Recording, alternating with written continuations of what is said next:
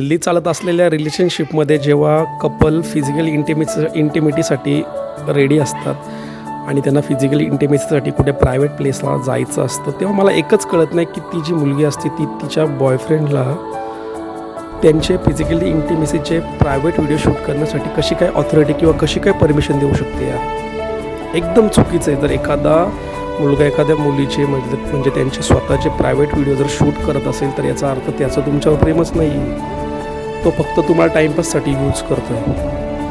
Obviously खरा प्रेम करणारा मुलगा तुमचे प्रायव्हेट इंटिमेसीचे व्हिडिओ शूट करणारच नाही आणि मुलगी त्याला ते व्हिडिओ शूट करण्याची परमिशन देऊच शकत नाही. एखादी मुलगी जर त्याला परमिशन देते तर याचा अर्थ तिचा त्याच्यावर ब्लाइंडली ट्रस्ट आहे, पण त्या मुलाचा तिच्यावर फक्त टाईमपास असणार आहे म्हणून तो व्हिडिओ शूट करतो. मुलं व्हिडिओ शूट का करतात त्याचे 3 रिझन आहेत. सिम्पल. पहिला रिझन असं आहे, एकतर तो सेक्स ॲडिक्ट आहे, त्याला घरी जाऊन तुमचे व्हिडिओ पुन्हा पुन्हा बघायचे असतील.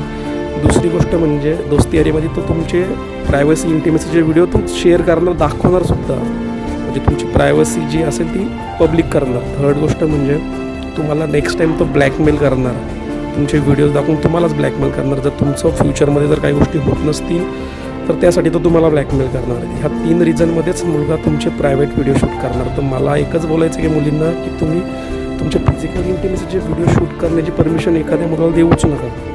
अतिशय चुकीचं आहे, की कारण ते तुमच्या अगेन्स्टच यूज होणार आहे, याची तुम्ही काळजी घेतली पाहिजे. म्हणजे आता